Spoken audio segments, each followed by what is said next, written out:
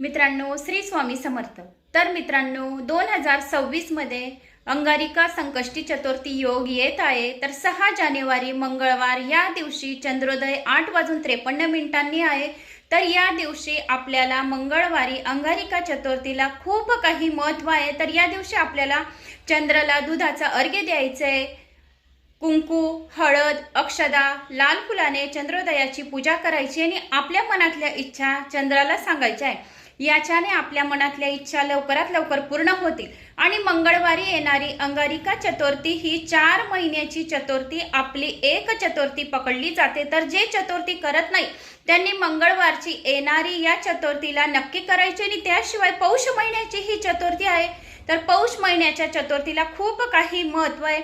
या दिवशी तिळाचे लाडू, तिळाचेच मोदक आपल्याला करायचे, गणपती बाप्पाला अर्पण करायचे। दुर्वा, शमीपत्र, लाल फूल जास्वंदाचं आणि गणपती बाप्पाचं अथर्व शीर्ष करून अभिषेक करायचे।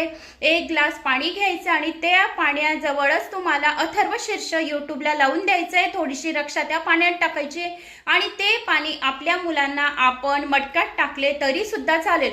कारण की गणपती अथर्व शीर्षचं पठण श्रवण केल्याने सर्व संकटांचा आणि सर्व विघ्नांचा नाश होतो आणि गणपती बाप्पा हे सर्व इच्छा पूर्ती करणारे आहेत। म्हणून ही येणारी मंगळवारी जी चतुर्थी येत आहे 6 जानेवारीला खूप काही महत्त्व आहे।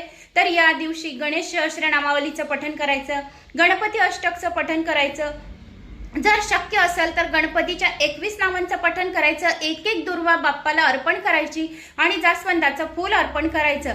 याच्याने कसलीही अनिष्ट शक्ती असेल तर ती सुद्धा घरातून निघून जाईल आणि गणपती बाप्पाचा आपल्यावर आशीर्वाद प्राप्त होईल। तर मंगळवारी येणारी चतुर्थी सर्वांना करायची।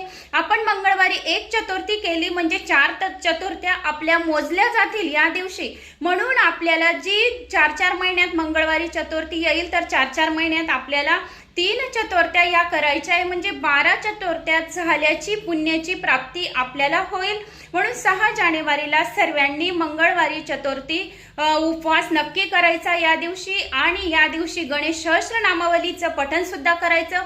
गणेश सहस्रनामावलीचा पाठ केल्याने आपल्या मुलांना धन, बुद्धी, विद्या, यश, कीर्तीची प्राप्ती होते। आणि शालिनी भक्ती सागरवर गणेश पुराण संपूर्ण आलेलं आहे।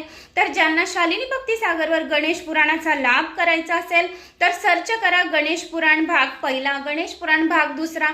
तर संपूर्ण गणेश पुराणाचा महिमा तुम्ही श्रवण करू शकता। आवडल्यास लाईक, शेअर, सबस्क्राईब नक्की करा। जय श्री गणेशा।